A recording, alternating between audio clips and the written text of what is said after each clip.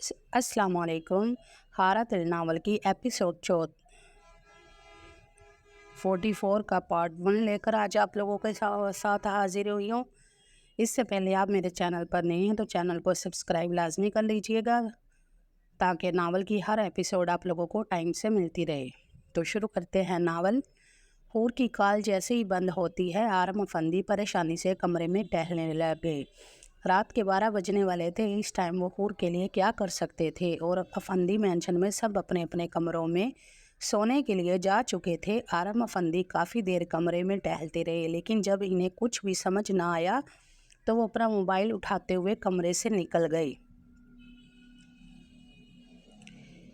इनका रुख अब शहरयार के कमरे की जानिब था, और जैसे ही दरवाज़ा नॉक करते हैं, अंदर से फ़ौरन शहरयार की आवाज़ आई। कौन है? शहरयार, जिसका दिल बेचैन हो रहा था, इसे नींद नहीं आ रही थी। वो अपने बेड पर लेटा करवटें बदल रहा था जब इसके दरवाजे पर दस्तक हुई। मैं हूँ शहरी, आरम अफंदी बोले। बाबा जानी। वो जल्दी से बेड से उठते हुए दरवाज़ा खोलता है। क्या हुआ बाबा जानी, सब ठीक तो है? आपकी तबीयत तो ठीक है ना? वो परेशानी से अपने बाप को देखने लगा।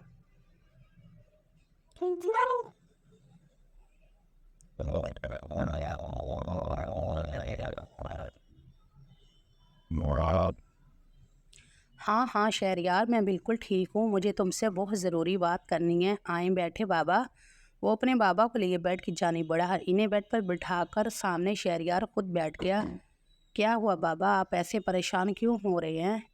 शहरयार फिक्रमंदी से अपने बाप के चेहरे को देखते हुए पूछने लगा।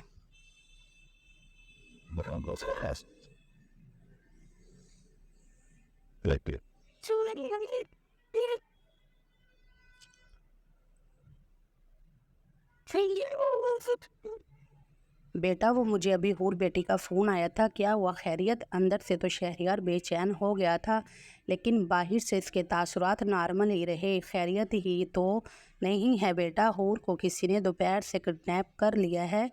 वो काफ़ी परेशान थी, रो रही थी। ना जाने बच्ची किस हालात में होगी। हमें इसके लिए कुछ ना कुछ तो करना ही होगा, इसको ढूंढने के लिए। आरम अफंदी की बात सुनकर शहरयार के पैरों तले से ज़मीन सरक गई थी। बाबा, ये आप क्या कह रहे हैं? हूर को किसने किडनैप कर लिया? भला इसकी किसी के साथ क्या दुश्मनी हो सकती है? शहरी बच्चे, तुम नहीं जानते, दुनिया आजकल के लोग अपनी बहन बेटी को नहीं छोड़ रहे।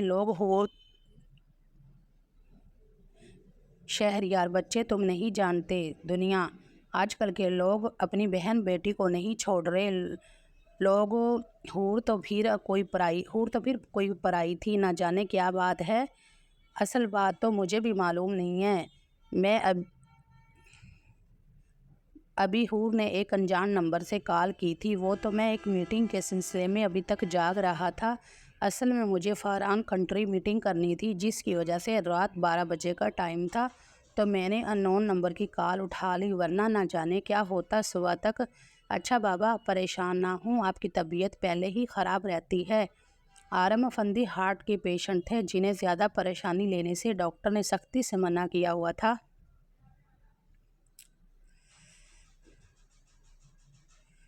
शहरयार अपने बाप को तसल्ली देते हुए बोला। बाबा, आप परेशान ना हो, मैं सहर को फ़ोन करता हूँ। हम इंशाल्लाह सुबह सूरज निकलने से पहले मिस हूर को ढूंढ लेंगे। हाँ, अल्लाह तुम्हारी मदद करे शहरी बेटा। शहरयार बेड की साइड टेबल से अपना मोबाइल उठाता है और साहर को कॉल मिलाने लगा। अभी 2 ही बेल गई थी कि फ़ौरन फ़ोन उठा लिया गया।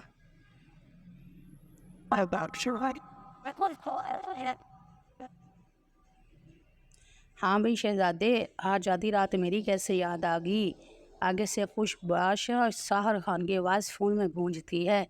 साहर, तुम कहाँ पे हो? मैं घर में हूँ। शहरयार की परेशान सी आवाज़ गूंजी तो साहर फ़ौरन संजीदा हो गया।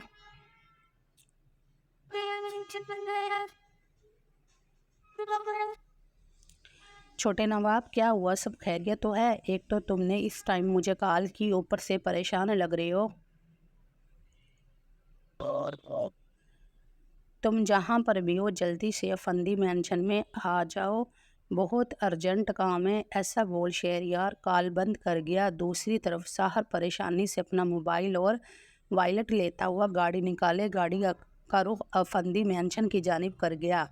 शहरयार का तो बस नहीं चल रहा था, वो उड़ कर हूर के पास चला जाए। जैसे तैसे भी करके वो हूर को ढूंढ निकालना चाहता था।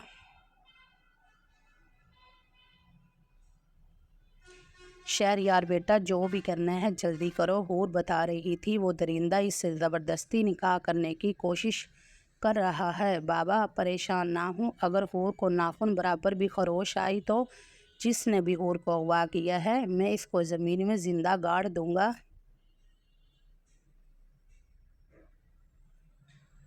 शहरयार की आंखें इस वक्त खून लहू छलकाने के करीब थी। आरम अफंदी तो अपने बेटे का ये रूप देखकर अपनी परेशानी भूल ही गया था। आज आरम अफंदी को यकीन हो गया था हूर शहरयार की ज़िंदगी में बहुत मायने रखती है।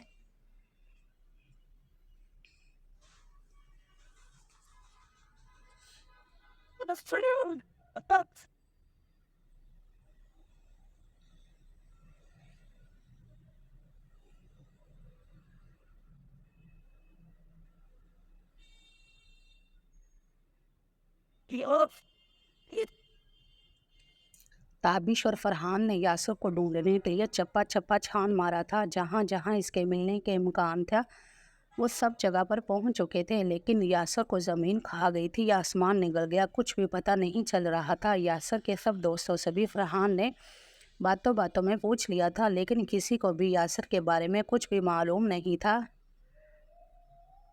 आधी रात गुजर चुकी थी। ताबिश और फरहान बेमकसद सड़कों पर गाड़ी दौड़ा रहे थे। ताबिश का बस नहीं चल रहा था, वो यहीं पर रो दे।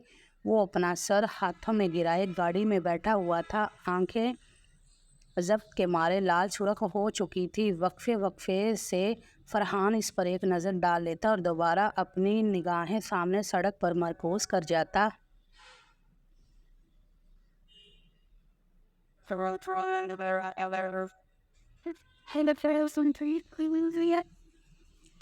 ताबिश की हालत देखकर फरहान को अपने दोस्त पर बहुत ज़्यादा तरस आ रहा था। ये मोहब्बत अच्छे अच्छों को नकारा और बेबस बना देती है। हूर की जुदाई ताबिश को खाई जा रही थी। यासर को ताबिश अच्छे से जानता था। वो हवसज़दा न जाने अब तक कितनी लड़कियों की ज़िंदगी बर्बाद कर चुका था। वो हूर को भी बर्बाद करने में पल नहीं लगाएगा। ताबिश ने तो सोचा भी नहीं था इस इनकी मामूली सी लड़ाई हूर के लिए इतनी ख़तरनाक साबित होगी, वरना वो कभी यासर जैसे दरिंदे के साथ मुंह मारी ना करता। लेकिन कहते हैं ना, मुंह से निकली बात और कमान से निकला तीर वापस नहीं आता। अब पछताने से क्या फ़ायदा।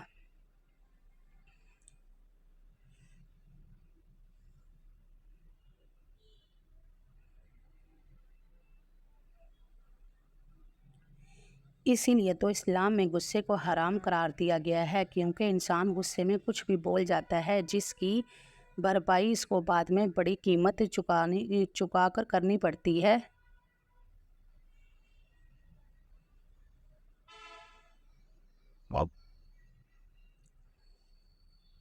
ताबी परेशान ना हो, हम हूर को ढूंढ लेंगे। चोर भी अपनी चोरी करके कोई ना कोई तो सुराग छोड़ जाता है। यासर ने भी कोई ना कोई तो गलती की होगी। हम इसको जल्द ढूंढ लेंगे। कसम है मुझे हमारी दोस्ती की। एक बार यासर मिल जाए, इसको मैं ऐसी इबरतनाक सज़ा दूंगा कि आइंदा वो किसी भी लड़की की तरफ गलत निगाह डालने से पहले 1000 बार सोचेगा। फरहान स्ट्रिंग पर अपना हाथ मारते हुए गुस्से से बोला।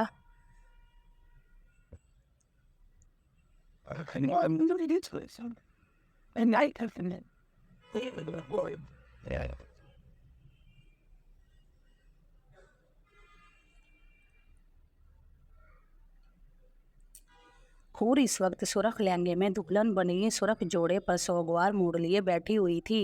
हूर ने कभी भी इतना ज़्यादा मेकअप नहीं किया था, लेकिन अज़रा ने इसको इतनी खूबसूरती से तैयार किया था कि वो बिल्कुल किसी 14वीं के चांद की तरह जगमगा रही थी। अज़रा ने इसके मेकअप को आखिरी टच देते हुए حور کو سر سے لے کر پاؤں تک دیکھا۔ وہ نازک سی لڑکی اس وقت کوئی اسپیرا ہی لگ رہی تھی، لیکن نصیبوں کی اتنی ہی ماری تھی، نہ جانے اس کی قسمت میں کیا لکھا تھا۔ عذرا ایک سرد آہ بھرتے ہوئے اپنا سامان سمیٹنے لگی۔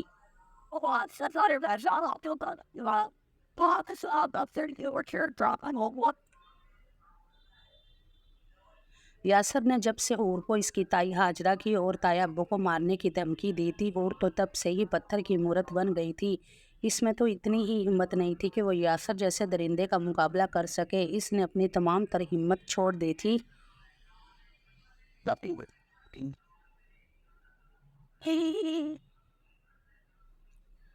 لیکن جو دل کے اچھے ہوتے ہیں نا، جنہوں نے کبھی کسی کے ساتھ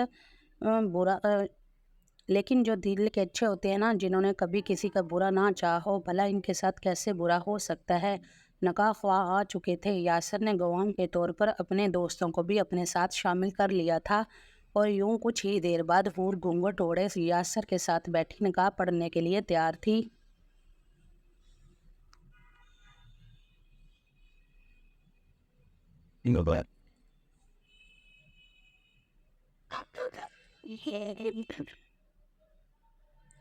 حور کے دل میں کیا چل رہا تھا کوئی بھی نہیں جانتا تھا، یہاں تک کہ یاسر کو بھی اس چیز کا پکا یقین ہو گیا تھا کہ حور اب کچھ نہیں کر سکتی، اس لیے وہ بھی ریلیکس سا بیٹھا فتح کے نشے میں چور نکاح پڑھنے کے لیے تیار بیٹھا تھا۔ اس کو تو صرف یہی تھا کہ جلدی سے یہ کاغذی کارروائی ہو اور وہ حور کو نوچ پہن کے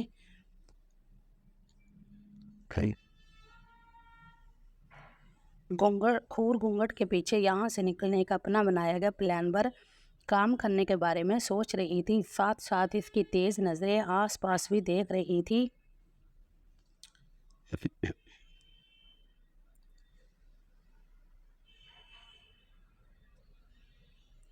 اچانک حور کی نظر اس کے ساتھ کھڑے ایک موٹے آدمی پر پڑی، جس کی پینٹ کی جیب میں پسٹل لٹکتا حور کو نظر آیا۔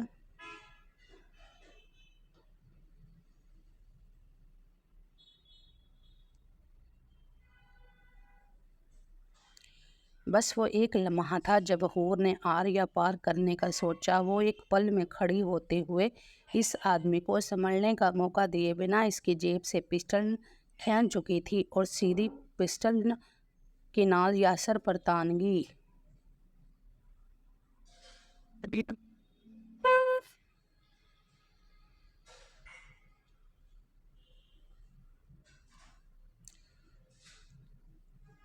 یہ سب کچھ اتنا اچانک سے ہوا تھا کہ کسی کو بھی سوچنے سمجھنے کا موقع تک نہیں ملا۔ یاسر تو حور کی اس جرأت پر ہکا بکا سا دیکھتا رہ گیا۔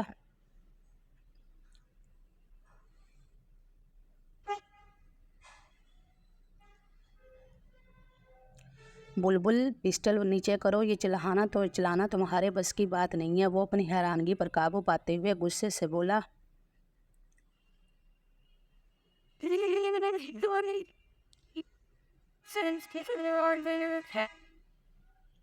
بس یاسر، بہت ہو گیا، بہت نچا لیا تم نے مجھے اپنے اشاروں پر۔ میں نے تم سے بولا تھا نا کہ میں مر جاؤں گی، لیکن تم جیسے درندے سے نکاح نہیں کروں گی۔ تم نے کیا عورت کو اتنا ہی کمزور سمجھ رکھا ہے؟ مار دوں گی تم سب کو، ایک ایک کو میں مار دوں گی۔ اگر کوئی بھی میرے قریب آیا۔ دو آدمی پیچھے سے اس کی طرف بڑھنے کی کوشش کر رہے تھے، لیکن حور ان کی طرف بھی پسٹل تھام کر چیخ کر بولی۔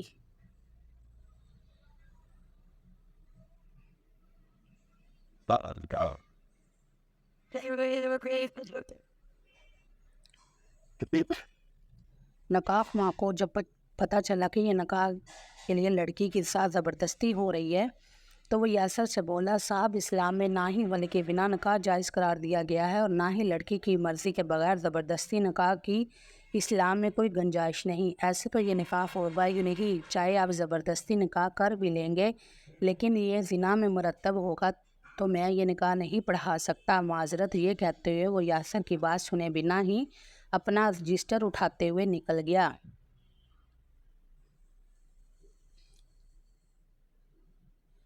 اب قبول نکاح کے لیے شرائط ہے۔ اسلام میں کسی مرد یا عورت کی مرضی اور اجازت کے بغیر نکاح قرار نہیں پا سکتا، چنانچہ ارشاد باری تعالیٰ ہے، اے ایمان والو، تم کو حلال نہیں کیا گیا کہ زبردستی عورتوں کے وارث بن جاؤ۔ لفظ کرہ کا اطلاق بہت سے معنوں میں ہوتا ہے، مثلاً زور، زبردستی، جبر، دباؤ وغیرہ۔ اس طرح کسی مرد کا نکاح کسی عورت سے اس کی مرضی و اجازت کے بغیر نہیں ہو سکتا۔ چونکہ عموماً عورت بااختیار نہیں ہوتی، اس لیے عورت کی اجازت مرضی کے ذکر وضاحت سے کر دیا گیا ہے، اور اس سے بتانا مقصود ہے کہ اسلام نے نکاح میں عورتوں کو رضامندی، پسند ناپسند کا پورا حق دیا ہے۔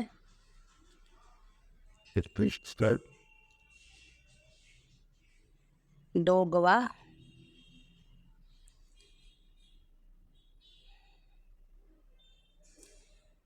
نکاح میں دو گواہ کا موجود ہونا بھی شرط ہے۔ نکاح میں شہادت نہایت ضروری ہے، اس لیے کہ اس سے بدکاری، بے حیائی کا راستہ بند ہو جاتا ہے۔ ارشاد نبوی ہے۔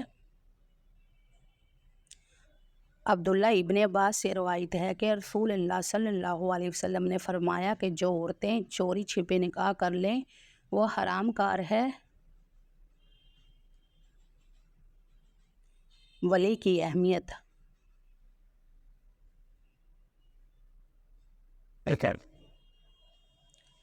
عورت کے لیے نکاح میں رضامندی کے ساتھ ولی سرپرست کا ہونا بھی ضروری ہے۔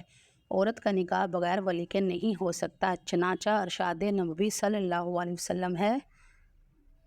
حضرت ابو موسیٰ سے روایت ہے کہ رسول اللہ صلی اللہ علیہ وسلم نے فرمایا کہ ولی کے بدون نکاح نہیں۔ عورت کا شرف اور مقام اسی میں ہے کہ وہ کسی کی سرپرستی میں نکاح کرے۔ اس طرح بہت سی سماجی اور معاشرتی خرابیاں دور ہو جاتی ہیں۔ اس میں بہت سی حکمتیں اور مصلحتیں ہیں۔ اگرچہ نکاح کرنے یا نہ کرنے کا اختیار پورا عورت کو حاصل ہے، ولی اس کی مرضی اور رائے کے بغیر نکاح نہیں کر سکتا۔